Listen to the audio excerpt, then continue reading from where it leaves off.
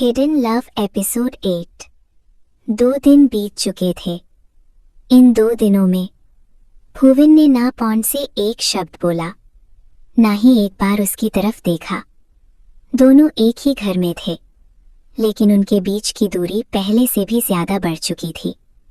Pond ने हर मुमकिन कोशिश की, कभी ब्रेकफास्ट के वक्त उससे बात करने की, कभी गार्डन में उसके पास जाने की, कभी उसे सिर्फ एक बार देखकर सॉरी कहने की, लेकिन हर बार भुवन चुपचाप वहां से चला जाता, जैसे पॉन्ड वहां था ही नहीं।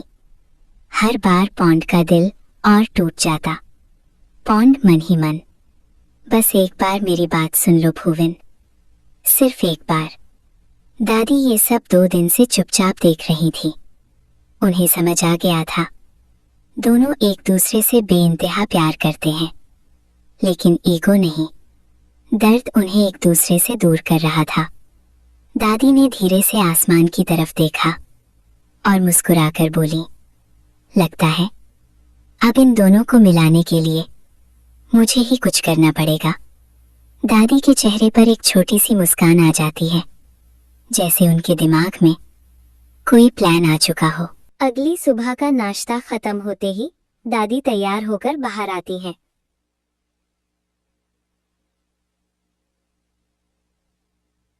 सुनो तुम दोनों, आज मुझे मेरी एक पुरानी दोस्त के घर जाना है। शायद आज रात मैं वापस ना आऊं, मैं उनके घर ही रुक जाऊंगी। भुवन और पॉन्ड एक साथ दादी की तरफ देखते हैं। दादी, मैं भी आपके साथ चलूं?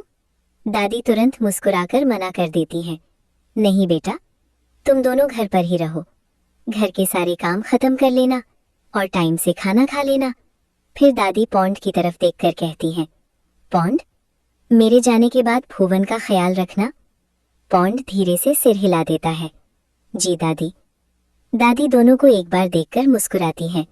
उन्हें पता था आज घर में सिर्फ पॉन्ड और भुवन होंगे, और शायद यही मौका उन दोनों के बीच की दूरियां कम कर दे। दादी घर से निकल जाती हैं। अब पूरे घर में सिर्फ 2 लोग बचे थे, पॉन्ड और भुवन। लेकिन दोनों के बीच अब भी गहरी खामोशी थी। आने के बाद भुवन चुपचाप घर के सारे काम करने लगता है, कभी किचन, कभी गार्डन, कभी घर की सफाई। पॉन्ड हर बार उससे बात करने का मौका ढूंढता, लेकिन जैसे ही वो पास आता, भुवन बिना कुछ कहे वहां से चला जाता। शाम होते होते दोनों ने एक भी शब्द एक दूसरे से नहीं कहा। रात को भुवन चुपचाप खाना बनाता है। 2 प्लेट्स लगाकर एक प्लेट पॉन्ड के लिए डाइनिंग टेबल पर रख देता है। खुद कुछ कहे बिना वो अपनी प्लेट लेकर बालकनी में चला जाता है। ठंडी हवा चल रही थी। भुवन रेलिंग के पास खड़ा आसमान की तरफ देख रहा था। तभी उसे पीछे किसी के कदमों की आहट सुनाई देती है। बिना मुड़े ही उसे समझ आ जाता है पॉन्ड। पॉन्ड धीरे धीरे उसके पास आकर रुक जाता है। दोनों के बीच सिर्फ खामोशी थी। पॉन्ड कई बार कुछ बोलने की कोशिश करता है, लेकिन हर बार अल्फाज उसके होंठों पर ही रुक जाते हैं। बोलता है, क्यों आए हो पॉन्ड? क्या मुझे और तकलीफ देना बाकी है? तुम तो यही चाहते थे ना कि मैं तुम्हारी जिंदगी से चला जाऊं? फिर क्यों आए हो? पॉन्ड की आंखें भर आती हैं। वो एक कदम और आगे बढ़ता है। नहीं भुवन, मेरी जिंदगी ही तुमसे शुरू होती है भुवन। मैं क्यों चाहूँगा कि तुम मेरी जिंदगी से चले जाओ? तुम्हारे बिना मेरी जिंदगी अधूरी है। मैं तुमसे बहुत प्यार करता हूँ। आई लव यू भुवन। ये सुनकर भुवन तुरंत मुड़कर उसकी तरफ देखता है। उसकी आंखों में गुस्सा और दर्द दोनों था। झूठ बोल रहे हो, तुम्हारी गर्लफ्रेंड है। तुम फिर से मेरी फीलिंग्स के साथ खेल रहे हो। एक बार मेरा दिल तोड़कर भी तुम्हारा मन नहीं भरा? पॉन्ड की आंखों से आंसू बहने लगते हैं। वो धीरे से सिर हिलाता है। नहीं भुवन, मैं तुम्हारी फीलिंग्स के साथ कभी नहीं खेल सकता। मिमी मेरी गर्लफ्रेंड नहीं है, वो सिर्फ मेरी दोस्त है। मैंने कभी नहीं कहा कि वो मेरी गर्लफ्रेंड है। उस दिन मैंने झूठ बोला था, क्योंकि मुझे डर था। डर था कि अगर मैंने तुमसे सच कह दिया तो कहीं तुम मुझे हमेशा के लिए छोड़ ना दो। पॉन्ड एक कदम और आगे बढ़ता है। तुम बहुत बुरे हो पॉन्ड, तुमने मुझे बहुत रुलाया। तुम्हें पता भी है मैंने इन दिनों में कितना दर्द सहा है? पॉन्ड धीरे से अपना सिर झुका लेता है। उसकी आवाज़ पछतावे से भर जाती है। हाँ, मैं बहुत बुरा हूँ। मैंने तुम्हें बहुत तकलीफ दी। मैं हर दिन अपनी गलती के लिए खुद को कोस रहा हूँ। मुझे नहीं पता था कि तुम एक दिन सच में मुझसे इतना दूर चले जाओगे। मैं सिर्फ एक ही बात से डरता था कि कहीं मैं तुम्हें खो ना दूँ। इसी डर में मैंने सब कुछ खराब कर दिया। मैं तुम्हें स्कूल के दिनों से ही पसंद करता था। धीरे धीरे वो पसंद प्यार बन गई। तुम जब भी विन के पास जाते थे, मुझे जलन होती थी। उस रात मैंने तुम्हें किस इसीलिए किया क्योंकि मैं बहुत जेलस था। जब मैंने तुम्हें विन के साथ देखा, मुझसे वो सब बर्दाश्त नहीं हुआ। मुझे लगा कहीं विन तुम्हें मुझसे छीन ना ले। मुझे डर लग रहा था कि एक दिन तुम किसी और के हो जाओगे। मैं उस डर में अपनी इमोशंस पर कंट्रोल ही नहीं कर पाया। पॉन्ड की आवाज़ भर आती है। भुवन, उस किस में कोई गलती नहीं थी। वो मेरे दिल की सच्चाई थी। गलती सिर्फ इतनी थी कि अगले दिन मैं डर गया। मैं अपने प्यार को मान नहीं पाया। इसलिए मैंने झूठ बोल दिया कि मेरी लाइफ में कोई और है। मेरे लाइफ में सिर्फ और सिर्फ तुम हो भुवन। पॉन्ड की आंखों से आंसू बह रहे थे। वो धीरे से भुवन के पास आता है और बिना कुछ सोचे उसे अपनी बाहों में कसकर गले लगा लेता है। Sorry Bhuvan, I am so sorry. मैंने तुम्हें बहुत दर्द दिया। I love you. पहले तो भुवन खुद को छुड़ाने की कोशिश करता है, लेकिन पॉन्ड की बाहों की लर्जिश और उसकी रोती हुई आवाज महसूस करके वो रुक जाता है। कुछ पल बाद भुवन धीरे से पूछता है, तो मिमी तुम्हारी दोस्त कब बनी? पॉन्ड हल्की सी सांस लेता है, फिर धीरे धीरे सब सच बताना शुरू करता है। उस पार्टी वाली रात जब मैंने तुम्हें किस किया, मैं खुद से बहुत गुस्सा था। मुझे लग रहा था मैंने बहुत बड़ी गलती कर दी। मैं एक सुनसान जगह पर जाकर बैठ गया। बस यही सोच रहा था, अगर भुवन मुझसे हमेशा के लिए दूर हो गया तो। तभी मैंने किसी के रोने की आवाज सुनी। मैंने मुड़कर देखा, एक लड़की बैठी रो रही थी। वो मिमी थी। मैं उसके पास गया और पूछा, क्या हुआ? उसने रोते हुए बताया, मेरे बॉयफ्रेंड ने मुझे छोड़ दिया। मैंने बस एक दोस्त की तरह उसकी बात सुनी। उस दिन के बाद कभी कभी उससे बात हो जाती थी। बस इतना ही था। पॉन्ड सीधा भुवन की आंखों में देखता है। भुवन, मिमी कभी मेरी गर्लफ्रेंड नहीं थी, ना है ना कभी होगी। मेरे दिल में हमेशा से सिर्फ एक ही इंसान था, और वो सिर्फ तुम हो। ये सुनकर भुवन की आंखों में फिर आंसू आ जाते हैं। इस बार दर्द के नहीं, सुकून के। भुवन की आंखों से आंसू धीरे धीरे रुक जाते हैं।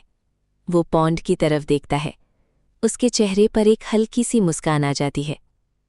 भुवन धीरे से, पॉन्ड, आई लव यू। ये 3 शब्द सुनते ही पॉन्ड की आंखों में खुशी के आंसू आ जाते हैं। उसे यकीन ही नहीं होता कि जिस बात का वो इतने सालों से इंतजार कर रहा था, आज वो सच बन चुकी थी। पॉन्ड मुस्कुराते हुए, सच? भुवन हल्की सी मुस्कान के साथ सिर हिला देता है। हाँ, मैं तुमसे बहुत प्यार करता हूं। दोनों कुछ पल तक बस एक दूसरे की आंखों में देखते रहते हैं, जैसे सारी गलतफहमियां, सारा दर्द और सारी दूरियां उस एक पल में खत्म हो गई हों। पॉन्ड धीरे से भुवन का हाथ थाम लेता है। भुवन इस बार अपना हाथ नहीं छुड़ाता। वो भी पॉन्ड का हाथ मजबूती से पकड़ लेता है। दोनों धीरे से एक दूसरे के करीब आते हैं। एक पल के लिए रुकते हैं, फिर एक नरम प्यार भरा किस शेयर करते हैं। जब वो अलग होते हैं, दोनों के चेहरे पर आंसुओं के साथ एक सुकून भरी मुस्कान होती है। तभी दरवाजे के बाहर खड़ी दादी हल्की सी मुस्कुराकर धीरे से कहती हैं, दादी, मन ही मन, अब लगता है मेरे दोनों बच्चे फिर से एक हो गए। पॉन्ड और भुवन अब भी एक दूसरे के सामने खड़े थे। दोनों के चेहरे पर खुशी साफ नजर आ रही थी। तभी एक साथ तालियों की आवाज पूरे घर में गूंज उठती है। पॉन्ड और भुवन घबराकर दरवाजे की तरफ देखते हैं। दरवाजे पर जे, क्यू, विन, मिमी और दादी खड़े मुस्कुरा रहे थे। जे हंसकर, वाह वाह, आखिरकार हमारे हीरो ने अपने दिल की बात बोल ही दी। क्यों, कितना ड्रामा करवाया तुम दोनों ने। विन मजाक में, अब तो हग और किस भी हो गया, हमें भी अंदर आने दोगे या बाहर ही खड़े रहें? मिमी जोर से हंस पड़ती है। फूविन शर्म से तुरंत पॉन्ड का हाथ छोड़ देता है। उसके गाल लाल हो जाते हैं। पॉन्ड भी थोड़ा शर्मा जाता है। फिर वो दादी की तरफ देखकर हैरानी से पूछता है, दादी, आपने तो कहा था कि आज रात घर नहीं आएंगी। दादी जोर से हंस पड़ती हैं। अरे नालायक, अगर मैं सच में चली जाती तो तुम दोनों का पैचअप कैसे देख पाती? ये सब मेरा ही प्लान था। ये सुनते ही सब जोर जोर से हंसने लगते हैं। फूविन शर्म से अपना चेहरा दोनों हाथों से छुपा लेता है। पॉन्ड उसकी तरफ देखकर मुस्कुराता है।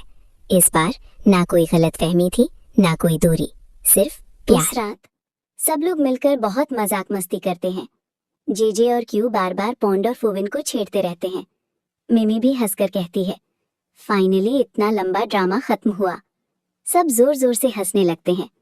कई दिनों बाद पॉन्ड और फूविन भी दिल से मुस्कुरा रहे थे। अगली सुबह सब लोग ब्रेकफास्ट के लिए तैयार हो रहे थे। फूविन गार्डन में अकेला खड़ा था। तभी विन धीरे से उसके पास आता है। फूविन, तुम ठीक हो ना? फूविन मुस्कुराकर सिर हिला देता है। हाँ, अब मैं बिल्कुल ठीक हूँ। अचानक फूविन को कुछ याद आता है। वो विन की तरफ देखकर कहता है, एक मिनट, उस दिन तुम मुझसे कुछ कहना चाहते थे ना, फिर बात अधूरी रह गई थी। विन एक पल के लिए चुप हो जाता है, फिर हल्की सी मुस्कान के साथ कहता है, नहीं, अब उस बात की कोई जरूरत नहीं। पक्का? विन धीरे से सिर हिला देता है। हाँ, जो कहना था अब उसकी कोई वैल्यू नहीं रही।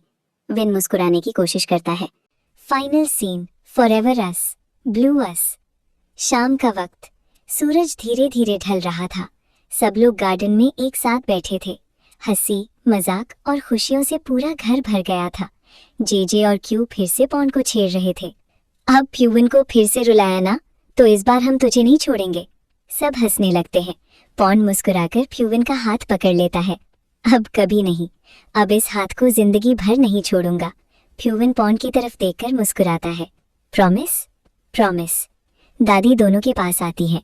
उनके सिर पर प्यार से हाथ रखकर कहती हैं, हर रिश्ते में कभी ना कभी गलतफहमियां आती हैं, लेकिन जो लोग एक दूसरे से सच्चा प्यार करते हैं वो हमेशा वापस एक दूसरे तक पहुंच ही जाते हैं। सबके चेहरे पर मुस्कान आ जाती है। पॉन्ड और फ्यूविन एक दूसरे की तरफ देखते हैं। अब उनके बीच ना कोई डर था, ना कोई झूठ, ना कोई दूरी, सिर्फ प्यार। कभी कभी प्यार को सिर्फ एक मौका चाहिए होता है, और जब वो मौका मिल जाता है, दो दिल हमेशा के लिए एक हो जाते हैं। ब्लू अस। हाय क्यूटीज, अगर मेरी स्टोरी अच्छी लगी हो तो प्लीज़ चैनल को सब्सक्राइब कर दो।